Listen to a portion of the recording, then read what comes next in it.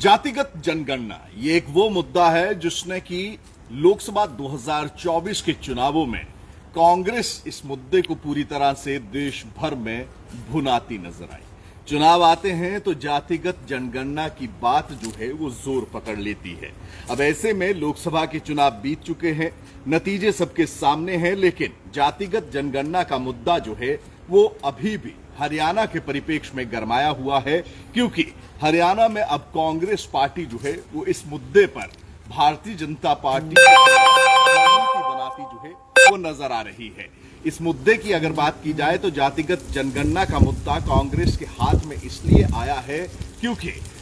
कांग्रेस का जो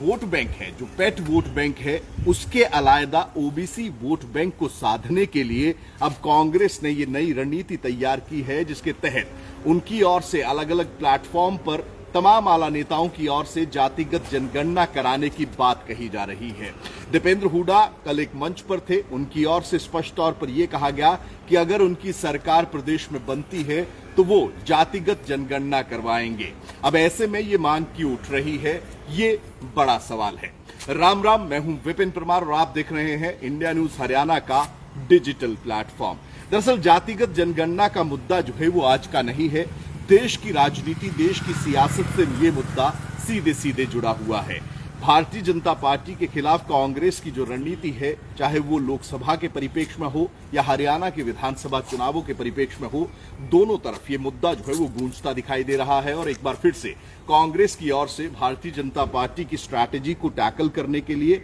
इस मुद्दे को अपना लिया गया है। दीपेंद्र हुड्डा की ओर से स्पष्ट तौर पर यह कहा गया है कि जब उनकी सरकार थी तब भी उनकी ओर से ओबीसी समाज को 15% रिजर्वेशन देने का काम किया गया था, और ऐसे में एक बार फिर से अगर उनकी सरकार बनती है तो प्रदेश में वो जातिगत जनगणना करवाएंगे और जातिगत जनगणना के आधार पर आगे भी आरक्षण देने का काम किया जाएगा। दरअसल ये तमाम जो आंकड़े हैं, जिस आधार पर आरक्षण को डिवाइड किया गया है, उस आधार पर अगर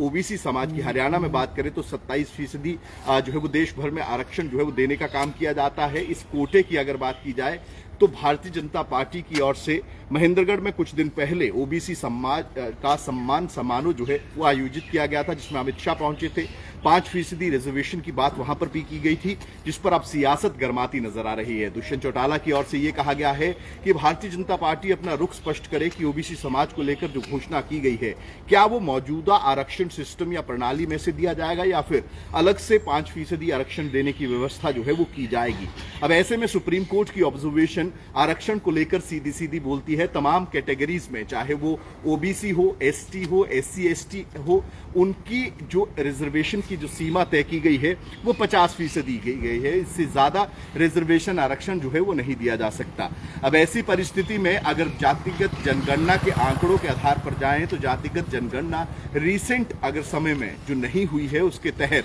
अब ये आंकड़ा, चाहे वो ओबीसी समाज का हो, एक जो पॉलिटिकल एक्सपर्ट्स हैं जो इस मुद्दे पर बात करते हैं, इस बात पर एनालिसिस करते हैं, उनका ये कहना है कि जो जनसंख्या पहले ओबीसी समाज की थी वो जनसंख्या प्रतिशत अब बहुत ज्यादा हो चुका है। ऐसे में इस आरक्षण के प्रावधान को लेकर जो दावे, जो वायदे किए जा रहे हैं, उनको इम्प्लीमेंट करा पाने को लेकर पार्टियों के पास में कोई मूल खाका जो है वो तैयार नहीं है। लेकिन ये एक चुनावी मुद्दा है जो कि चुनाव के साथ जो है वो हरियाणा के परिप्रेक्ष्य में भी अब बड़ा होता नजर आ रहा है, क्योंकि